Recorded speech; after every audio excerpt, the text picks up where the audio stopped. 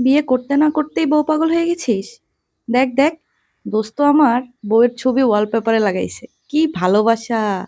স্ত্রীকে ভালোবাসা সহজ নয়। উদাহরণ দিলে বিষয়টা বুঝতে পারবেন আশা করি। বিয়ের পর মোবাইলের ওয়ালপেপারে স্ত্রীর ছবি রেখেছিলাম। বন্ধুদের সাথে আড্ডায় এক বন্ধু সেটা দেখলো। তারপর সে হাসতে হাসতে অন্য বন্ধুদের বলল, রিফাতের মোবাইল দেখ, বউয়ের ছবি দিয়ে রাখছে, বেটা বউ পাগল। সঙ্গে সঙ্গে সবার মধ্যে হাসির ধুম পড়ে গেল। এমন বিব্রত হয়ে পড়লাম যে বলার মতো নয়। বিব্রত অবস্থা থেকে বাঁচার জন্য ওদের বললাম, তোরা যা ভাবছিস তা একেবারেই নয়। আসলে অন্য একটা ছবি সিলেক্ট করতে গিয়ে ভুলে এই ছবিটা পোস্ট হয়ে গেছে। আমি নিজেও খেয়াল করিনি। এই দেখ, ছবিটা এখনই ডিলিট করে দিচ্ছি।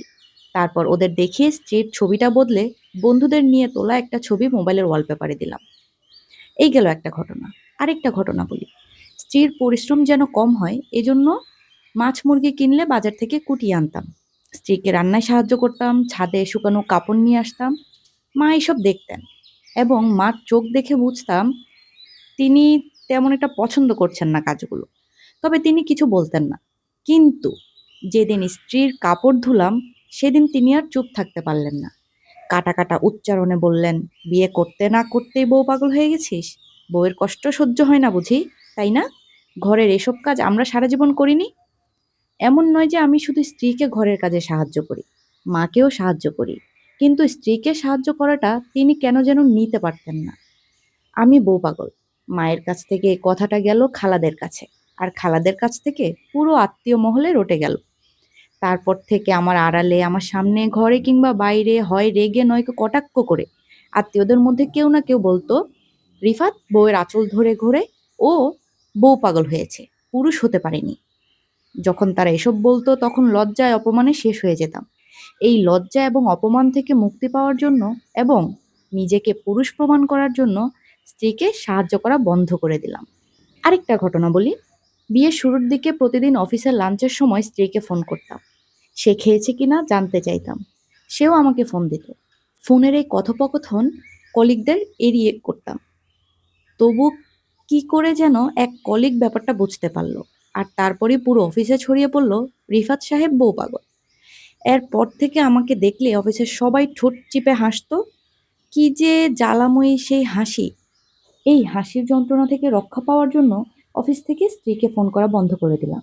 আর সে ফোন করলে সবাইকে শুনিয়ে রূঢ় ভাষায় বলতাম, প্রয়োজন ছাড়া ফোন দেবে না। অফিস কাজ করার জায়গা, ডেটিং করার জায়গা না। তাই বলছিলাম, স্ত্রীকে ভালোবাসা সহজ নয়। নিজের অভিজ্ঞতা থেকে বুঝলাম, আমি পৃথিবীর সব কিছু ভালোবাসতে পারবো, মা বাবা ভাই বোন সন্তান বন্ধু আত্মীয় পশু পাখি, এমনকি জড় পদার্থকেও। এবং এসবের জন্য কেউ আমাকে ব্যঙ্গ করবে না, আমার উপর ক্ষিপ্তও হবে না। কিন্তু স্ত্রীকে ভালোবাসতে গেলেই সঙ্গে সঙ্গে হয়ে যায় সর্বনাশ। শাস্তি হিসেবে জুটবে বউ পাগল উপাধি। আর একজন পুরুষের জীবনে এই উপাধির চেয়ে ভয়াবহ আর কিছু নেই। যাই হোক, গল্পে ফিরে আসি। এদিকে সবার কাছে নিজেকে পুরুষ প্রমাণ করতে গিয়ে স্ত্রীকে অবহেলা করতে করতে ওর জীবনটাকে দুর্বিষহ করে তুললাম। ওর জীবন থেকে হাসি হারিয়ে গেল। একদিন মাঝরাতে ঘুম ভেঙে দেখলাম স্ত্রী পাশ ফিরে শুয়ে ফুপিয়ে ফুপিয়ে কাঁদছে। জানতে চাইলাম কি হয়েছে। সে অদ্ভুত বিষণ্ণ গলায় বলল, আমার কি হয়েছে, আমি কেমন আছি এসব কখনো জানতে চেও না। মনে রেখো, দেয়ালেরও কান আছে। শেষে সবাই জেনে যাবে তুমি বউ পাগল। ওর কথা শুনে এত খারাপ লাগলো বলার মতো নয়। বুক চিরে একটা গভীর দীর্ঘশ্বাস পড়ল। সেদিন রাতে আর ঘুম এলো না। পরদিন ভোরে আমার নির্ঘুম স্ত্রী শোয়া থেকে উঠলে ওকে বললাম, এত কাল পুরুষ হতে গিয়ে আসলে কাপুরুষের মতো আচরণ করেছি। এবার সত্যিকারের পুরুষ হব। কারণ এবার পৃথিবীর সবচেয়ে কঠিন কাজটা করব। স্ত্রী বলল, কি সেটা? ওর মলিন দুগালে আলতো হাত রেখে বললাম, বউ পাগল হব। আল্লাহ হাফেজ, ভালো থাকবেন, ধন্যবাদ।